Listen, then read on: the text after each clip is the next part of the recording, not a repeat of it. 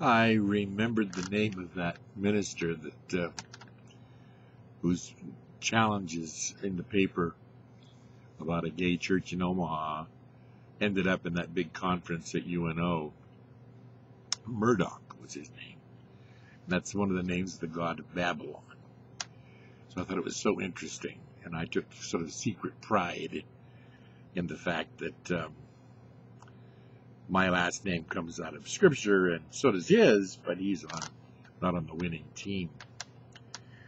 UNO gave great coverage of that. I think I gave all the clippings to one of your ministers, and the news TV carried it and was in the World Herald. It made a big impact and a lot of noise. It was great advertising for us in many ways. And I forgot to tell you, the Unitarians charged us only $100 a month rent for the use of 4 or 5 Sundays, depending on how many were in the month. Of course, in those days, you could still get 10 cans of tuna fish for $1. Things weren't as expensive. And then later, I talked to Reverend Danstrom about, sometimes I was getting uneasy of having people who wanted to have counseling or talk to me come to Joe's house where we had an office, because sometimes they were pretty kooky. And he said, well, why don't you use the Merit Lounge? So now, for $100 a month, I had use not only of the church on Saturdays, but the use of the Merit Lounge for counseling, and it practically became my office. I was there, there was a lot of people who wanted to talk, and most of them needed to. Some of them just wanted to be crazy. So I became very friendly with the Unitarians, and good friends with Reverend Banstrom and a few of the other. In fact, our church, MCC, had a grounds committee that worked with their grounds committee, and both grounds committees would get together and paint and clean and take care of the yard, and they got along great. Growing American Youth, a lot of young people were getting along with their group real well. In fact, they went on a camping trip together that there's a lot of rumors about that camping trip. So, and then later we paid another $25 a month to them for the use of the basement, I think every other week, I can't remember exactly, to hold a coffee hour and a place for young people. We had a coffee hour for adults and dancing, and then young people in another area for movies and chat. We called it rapping in those days. And then, of course, we had to make sure we had somebody there to keep the men from the boys. So the Unitarians were just wonderful to us. You can't imagine. So some of the funny things that happened, and I'll get back to the chartering service later. Some of these things happened later. One time a man came to me at the Merit Lounge, and red-headed fellow, and sort of him and hawed, and I said, well, why don't you just talk about whatever you want to talk about? And he said, well, I don't know how to even go about what I want to say. So I said, well, I'll tell you what, I'll go down to the basement and get us each a cup of coffee, maybe having some coffee will relax you. So I went downstairs and got a cup of coffee. It was always on. I don't know who made it, but it was always good.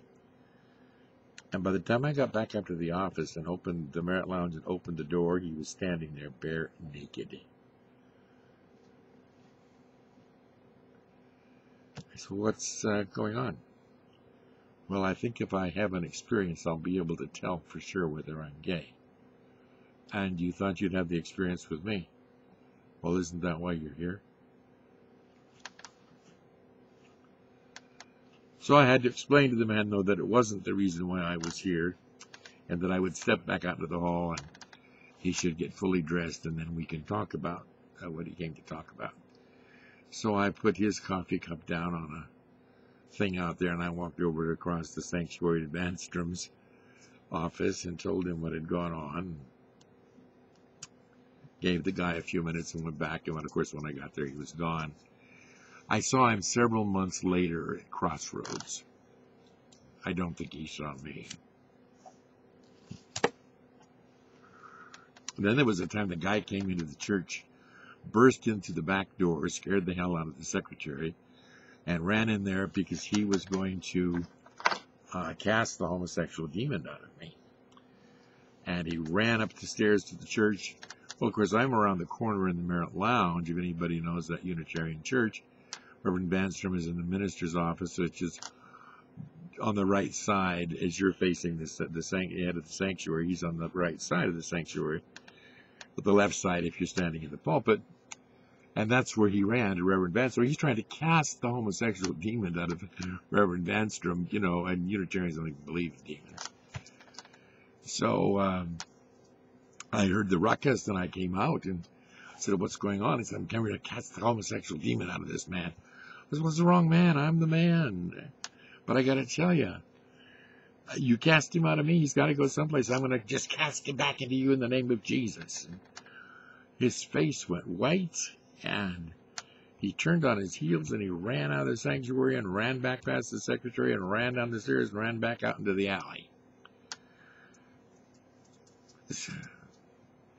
I don't know where the demon went. I haven't any idea.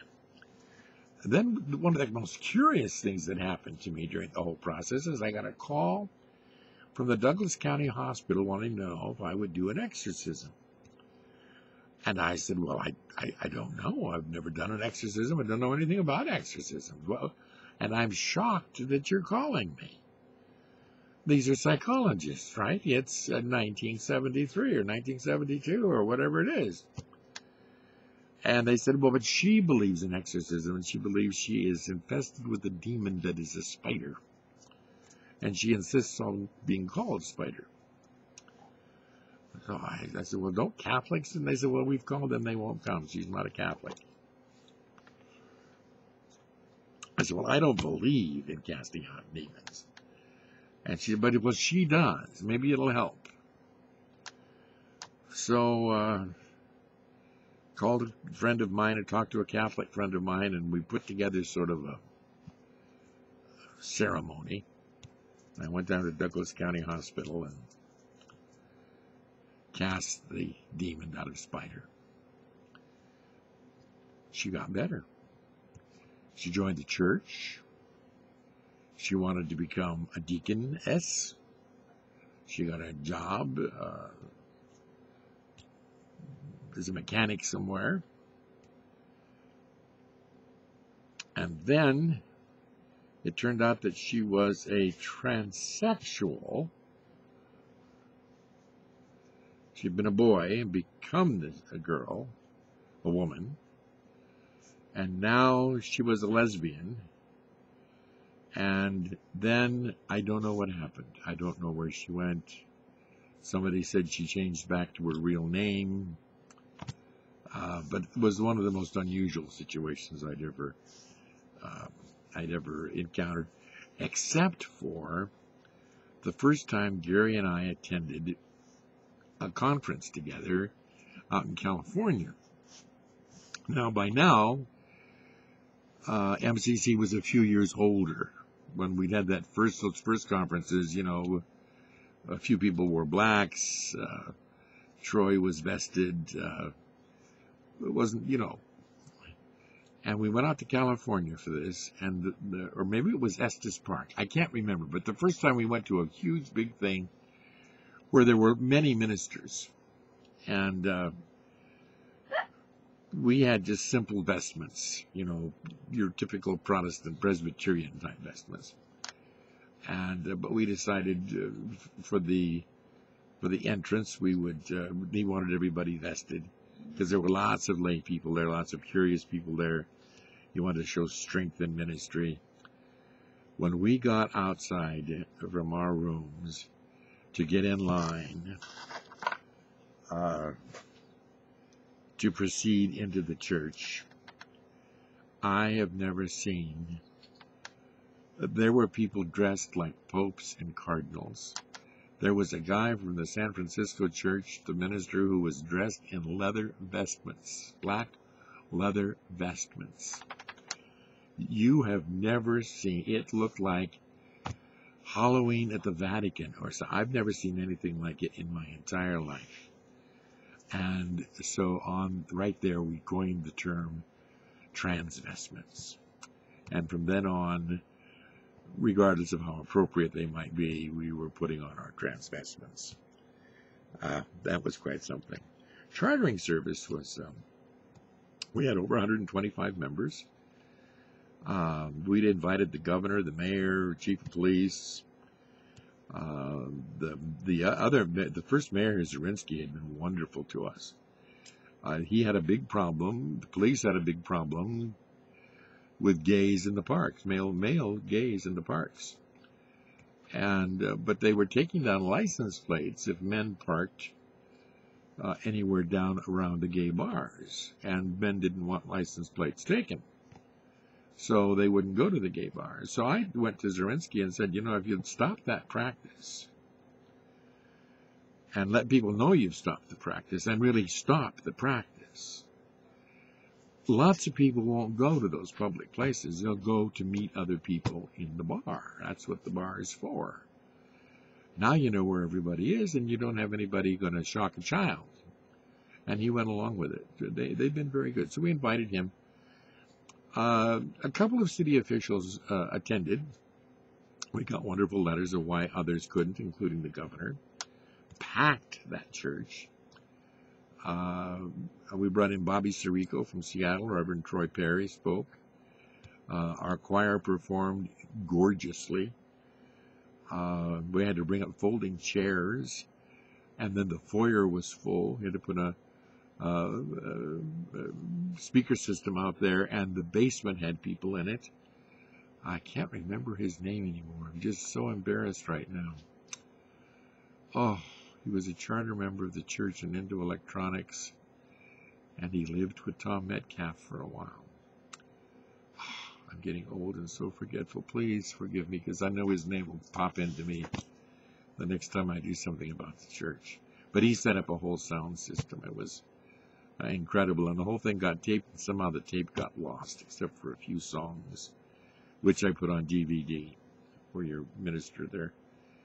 You can hear the choir sing bits and pieces of the chartering service. At any rate, we chartered and we became an MCC church, and people branched out from here to pastor churches in St. Louis and other places. It was, MCC just, in that next couple of years, MCC just went boom, boom, boom, boom, boom, like that. It was pretty impressive. The need was desperate. And, of course, by now, 40 years later, I'm surprised, that it's still needed, because the plan was that it wouldn't be needed for long. Christians would be Christians, and Jews would be Jews, and they would bring in their gay brothers and sisters once they saw how normalizing we really were, and how normalizing it was for us to be people of faith.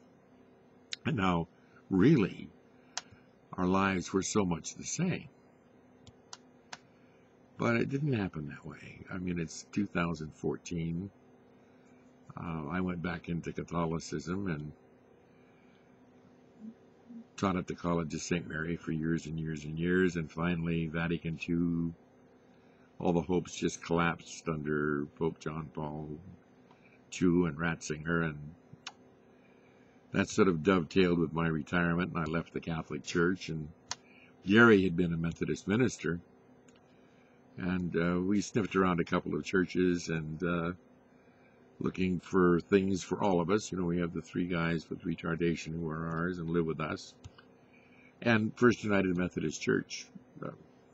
Methodist, his background, liturgy, close enough to the Catholic Mass for me. And they had special services for people with developmental disabilities. And included the guys right away as ushers and greeters and stuff. So something for all of us to do and enjoy, and very close to home. And they're very open to gays. They show, at the Gay Pride, there's a lot of United Methodists at Gay Pride. So things have changed, but there's still a need for MCC. But it does please me that slowly, wherever there's a table for the Lord, everybody's actually welcome. It's still not true in Catholicism, but at least this Pope said, "Who am I to judge?" Okay, later on there will be Volume 3, The Early History of MCC, and thanks for watching.